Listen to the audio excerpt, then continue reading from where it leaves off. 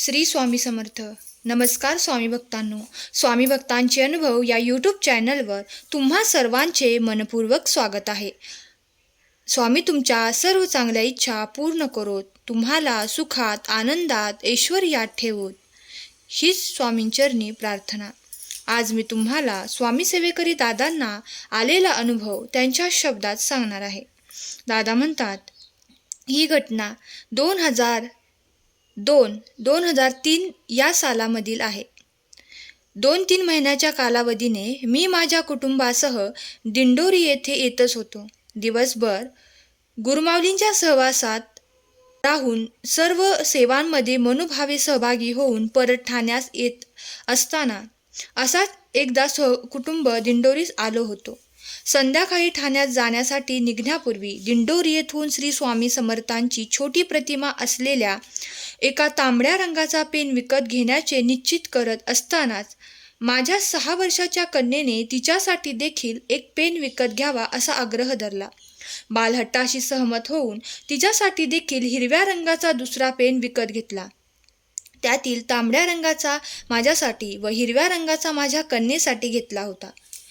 परमपूज्य गुरुमाऊलींचा निरोप घेण्यासाठी आम्ही भेटलो व त्याच वेळेस दोन्ही पेन गुरुमाऊलींचा आशीर्वाद घेण्यासाठी त्यांना दाखवले.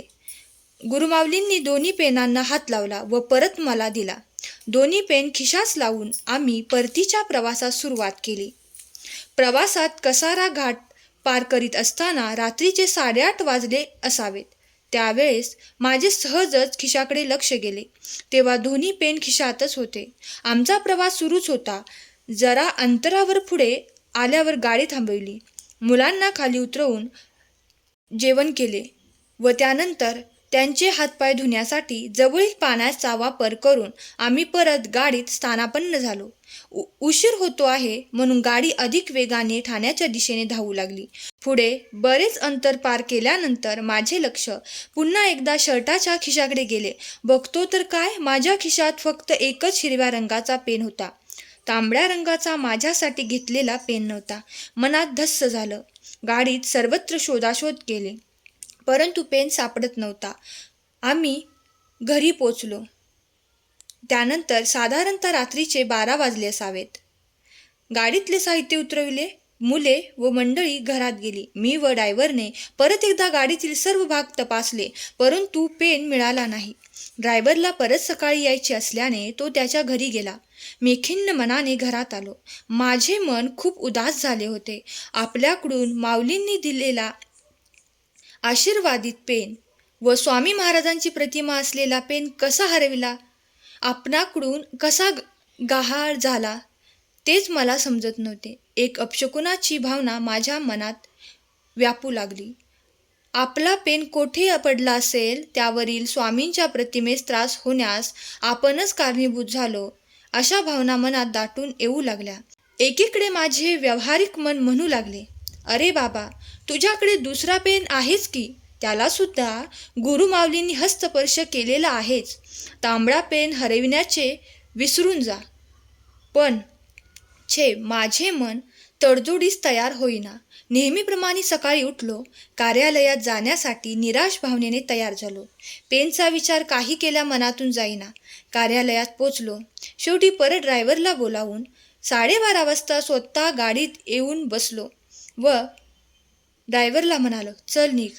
ड्रायव्हरला वाटले साईडला जायचे आहे, परंतु मी त्याला गाडी ठाण्याकडे घेण्यास सांगितली. ठाण्यात पोचलो. ड्रायव्हरने माझ्याकडे पाहिले.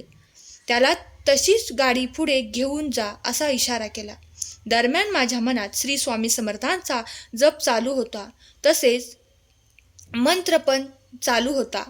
कोठे जायचे निश्चित नाही, फक्त गाडी पुढे चालत आहे.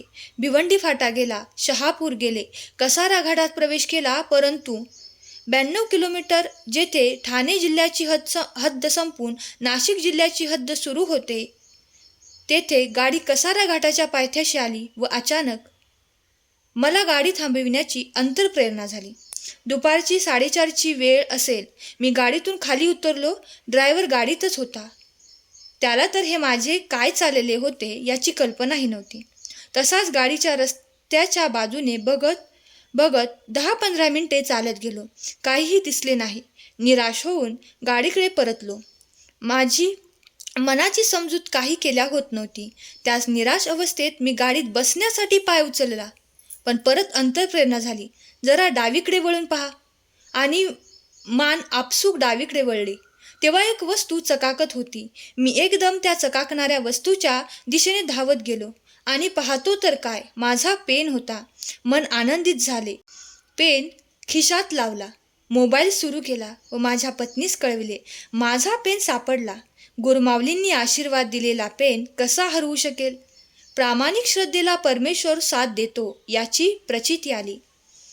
असा होता आजचा माझा अनुभव.